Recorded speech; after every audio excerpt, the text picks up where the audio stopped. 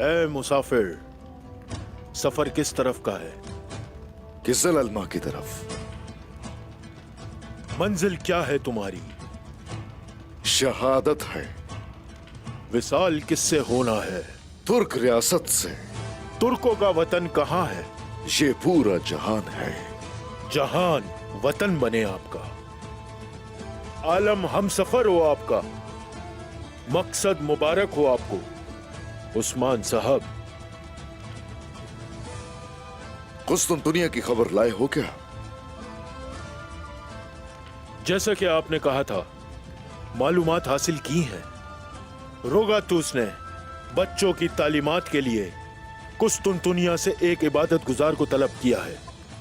वो शख्स गोग हिसार में मौजूद आया योर की इबादत गाह जाएगा। बच्चे वहीं हैं, यकीन है मुझे उस्मान साहब। बच्चों को वहां सिर्फ नजर से ओझल करने के लिए नहीं भेजा गया, बल्कि हक कहने वालों को हक के रास्तों से दूर करने के लिए।